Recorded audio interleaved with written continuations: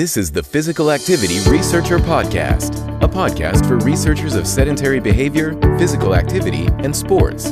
Join for a relaxed dialogue about research design, practicalities, and, well, anything related to research. Learn from your fellow researchers useful and relevant information that does not fit into formal content and limited space of scientific publications. And here is your host. Welcome everyone. This is the Meaningful Sport podcast, and I am your host, Noora Ronkainen. Meaningful Sport is a series of discussions on the why and how involvement in sport and physical activity can be an important part of a life worth living. If you are interested in the theme, you might also want to check out meaningfulsport.com. There you can find podcast show notes, read a blog, and access many resources for further explorations of meaningful sport. This is the second part of our episode on narrative, identity, meaning in sport, and creative qualitative methods with Dr. Kitrina Douglas. Kitrina is a professor at the University of West London, a senior research fellow at Leeds Beckett University, and a visiting professor at the University of Coimbra. She has been one of the pioneers in the narrative study of athletes' lives, and this work is the focus of our conversation. Her narrative typology of performance, discovery, and relational narratives of sport, developed together with Dr. David Carless, has been a foundation for a number of studies that have followed. Having played elite and professional sport for 20 years, Kitrina has also published autoethnographic studies which provide insight on her own negotiations of personal meaning of sport and how to resist the dominant narratives about elite athletes that circulate in our culture.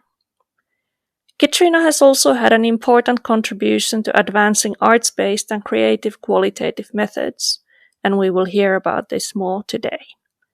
In addition to journal articles and academic books, her work has been published in the form of films, poems, documentaries, songs, and stories. I hope you enjoy the conversation as much as I did.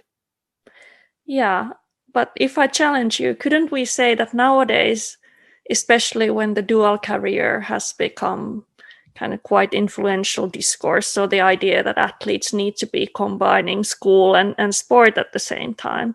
So now it could be even more dominant idea that you are not allowed to be just an athlete, but you also have to be a student and you need to get your education at the same time. So it's becoming another form of dominant narrative telling you that you have to have at least these two identities. I'm really glad you've picked that up. I work for the National Anti-Doping Panel, who are a group of arbiters who sit and hear the cases of athletes who have been found guilty of committing an anti-doping offence and want to appeal their ban. And I remember a few years ago, I sat on a hearing panel and there's three of us, a QC and two former athletes who have had representative histories in their sport career. So we sit as a three-person panel to hear the UK anti-doping and the athlete's defence. And this particular athlete was at a really well-known university in the UK, one of the best universities you could go, and was on their top team in a particular sport. And this particular athlete, the cohort that he was in, was studying all night in the library, and they all took tablets so they wouldn't sleep, so that they could get their assignment in at 5 o'clock in the morning.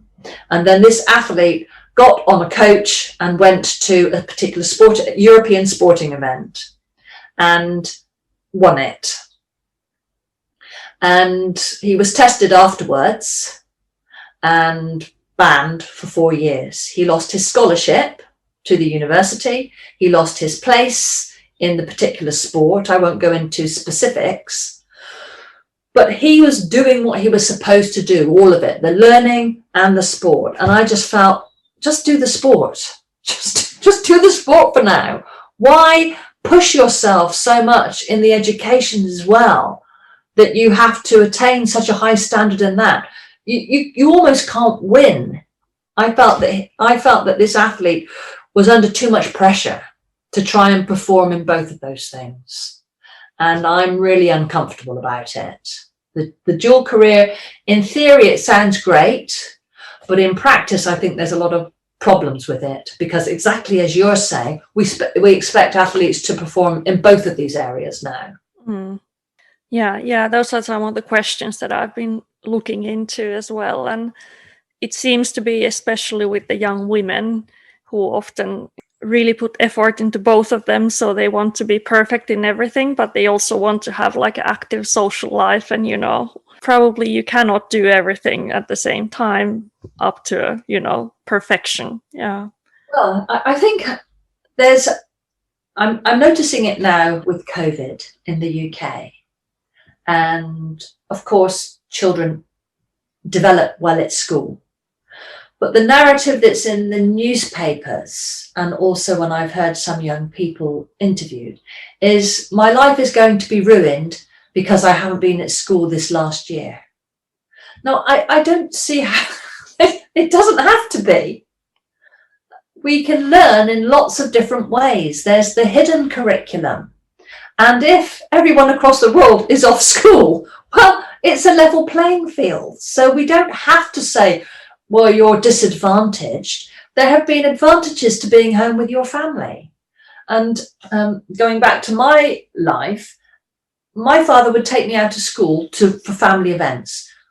He couldn't necessarily have holidays during school times, so he'd take us out. Did it affect my education? Well, I might have done better in my English exam, but does that really matter now?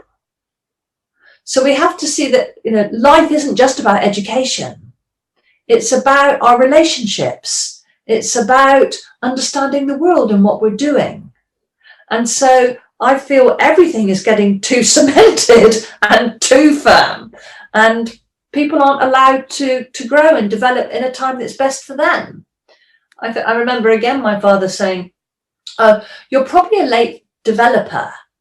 And I don't know exactly what that meant, but it gave me a narrative that I didn't have to start playing golf when I was 5. I could start when I was 17.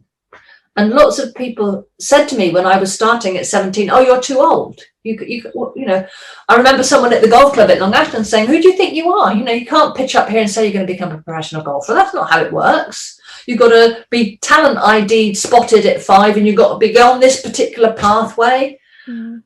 So it can work that way, but it can also work lots of different ways, that we're not allowing enough experimentation.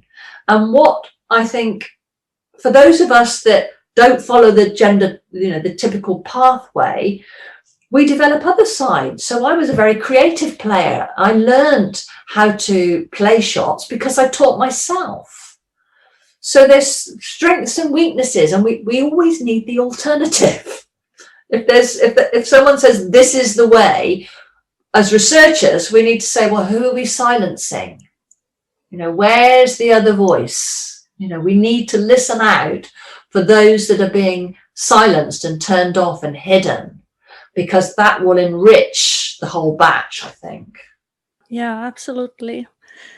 I'm conscious as time, so I'm very curious at hearing your thoughts on the developments of the narrative study of athletes' lives and identity in sport and those things. So it's about 15 years since you first published on your typology, and so many people have used that and also build upon that. So what are your thoughts on kind of the current state where we are in this line of research, and what are the things that are exciting for you, and where you would like us to see us to be moving forward as a community of researchers in this area? Well, you're exciting. Your research is exciting. I love your meaningful sport, because I think I've spoken to a few athletes, and last year I was invited to do a presentation at a conference in Scotland, and there was a very well-known rugby player who had attempted suicide and had been going through therapy, and had come out the other side and was now doing a PhD into mental health and welfare in elite sport. So one of the things I hope that our work has contributed to is taken welfare of athletes really seriously, and their lives beyond sport and alongside sport. And what this athlete was, he was a rugby player, and I said, what I found in our research, the relational narratives, if people have said it, you know, the reason they get into sport is for the relationships. And he said, that's me. And it was nice to have an actual person saying that at a conference where he presented his search on mental health. And he said, what I missed was the blokes, the guys, being with them. And I've heard other rugby players saying, you know, what you feel physically when you play rugby is the other men around you, and you feel that bond with them. And I miss that. It's the relationships that you build in sport. So for me, there's lots about sport that is silenced because we talk about trophies. And if you value a relationship, winning a medal isn't going to improve that relationship. And if you've had a good relationship with your dad or your life, it's something really, really important. And we need to relish and value those things in our lives and in our stories, and put them on a level playing field with the trophies and the tournament wins and all of those things.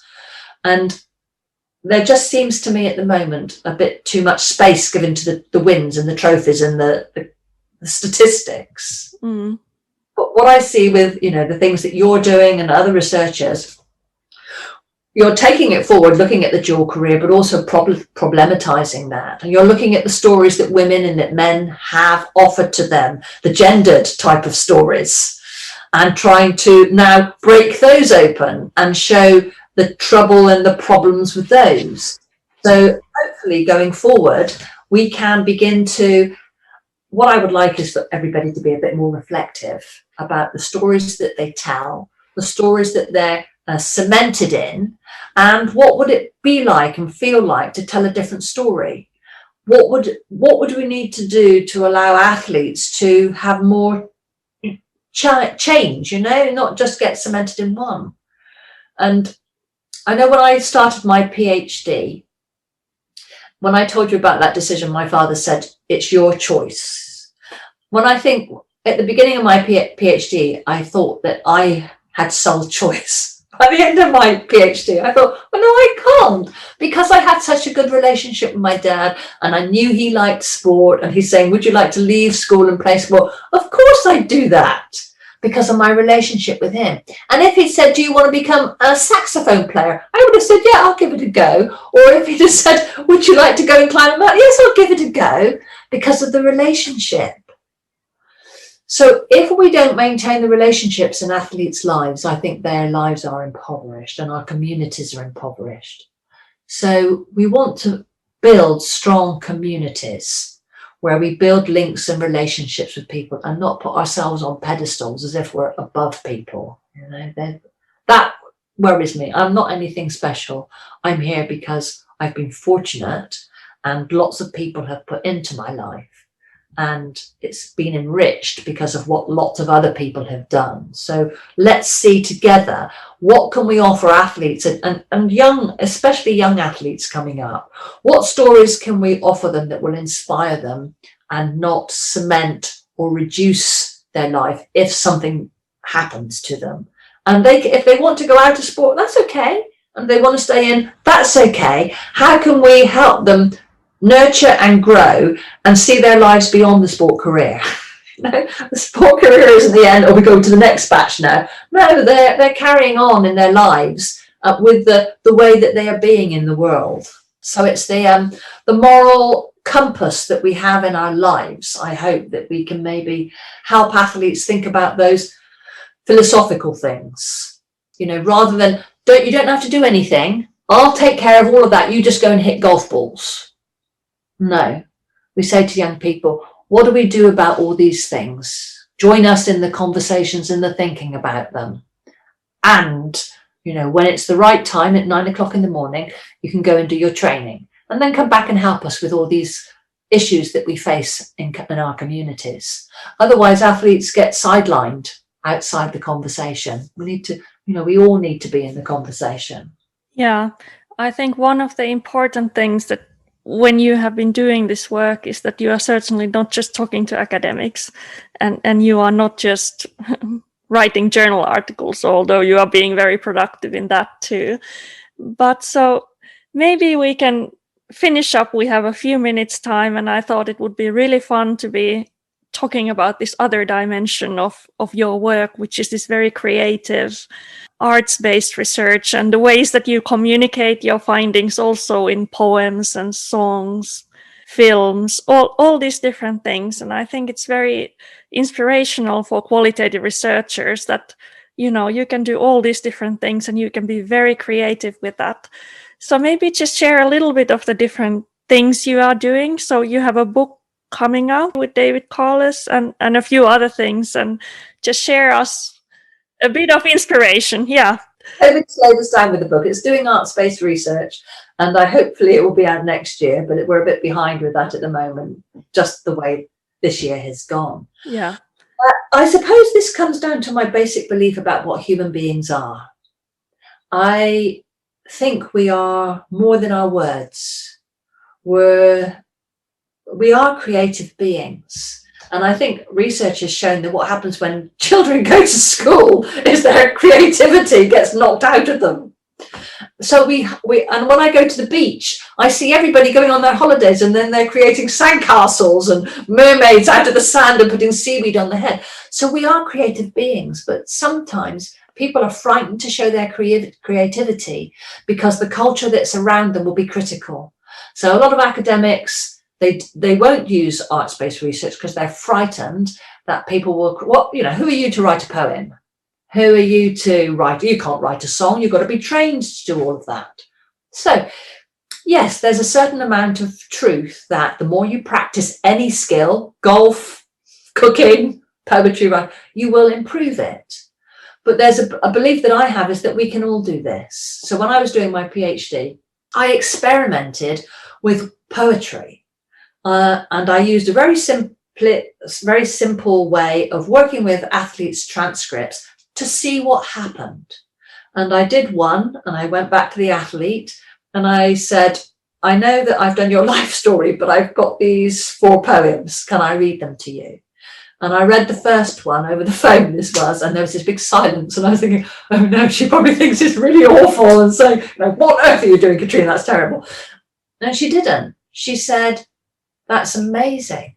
That's looking in a mirror for the first time. I've seen things about my life I've never seen before. And I read her the next, and then I sent them to her.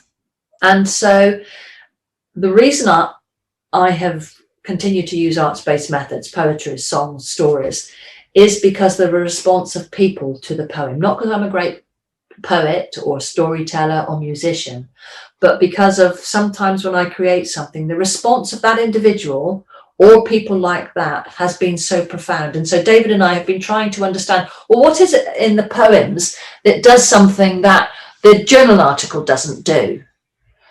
And I suppose the conclusions that we've come to is that there's always more from meeting someone that you can't get in that journal article. The format doesn't allow the spirit of the person, the spontaneity, the things that can't be said. And what the arts bring are all the things that we can't say, but we feel. So as human beings, we have our emotions. And if we leave our emotions out of the research report, well, then we're doing a disservice to humanity and to that individual. So I don't think we necessarily have all the answers, but we've been doing this alongside the sort of mainstream methods. And gradually over the years, it's become so enmeshed that I couldn't ever really see myself doing a piece of research without allowing my whole self to be taken in. And when I do that, I write poetries, I write stories, I write music, and it depends. Each one's different. And I have been profoundly changed by the songs that I've sung from my research and the poems that I've read. I've been changed too. And it's opened up things. And The first time I did this was going back to that golfer, and it was a poem called My Dad. And my PhD research was trying to understand the motives of women in high performance sport, multiple tournament winners. How did you get in? What did it mean to you?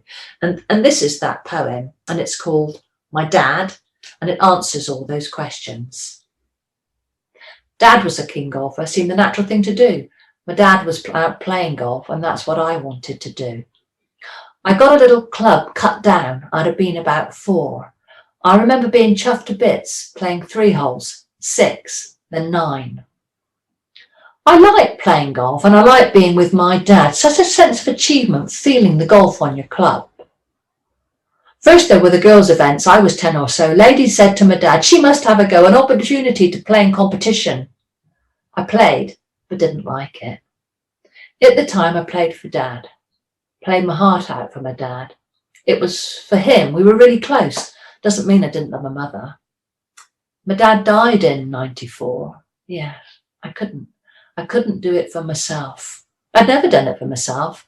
Golf for me was my dad's pleasure, and his pleasure was enough. Pat on the back, handshake, that was me winning. That's what I got. So in 1 minute, I can talk about one woman's motive and relationship with her dad, that if I was going to write that into a research report or something, I couldn't carry my PhD around with me, but I can carry a poem. And I've read that poem all over the world in all sorts of circumstances, and often when I'm doing research. And I read it when I was doing some research with injured, sick and wounded soldiers. And there was a group that I was working with, and they said, would you present your research? I did that poem, and they were all in tears. Marines, they were like the SAS, and they said, we're just so speechless. Many of them had daughters, and they'd never thought and seen the world from their daughter's point of view before. So it's been really profound. And because David and I have had these responses, it's made us realize, well, we need to do these things. We need not to just publish in peer-reviewed journals. We need to share our research. This is meaningful to the people that we're doing the research with, to their parents, to their families. The first film that we put on YouTube was called The Long Run, and David showed it in a class, and one of the students there, like the man in the film, was having mental health issues. And in the film, the man said he changed his medication. The student went to his doctor and asked him to relook at his medication because he wasn't able to do any sport at all. He changed his medication, like the man in the film. He was able to start running and get healthy again, and was able to go on and do a PhD. So we've heard just amazing stories of people seeing the films and it be really real to them. So in terms of our research being accessible and tearing the boundaries around, and not just writing in journals and writing in inaccessible ways, films people can get at, poems people can get at, stories people can read and understand. So we don't need experts telling them. We just share it with them and they make their own minds up. So for me, it's much more democratic way for us to do our work as researchers. And that I find inspiring.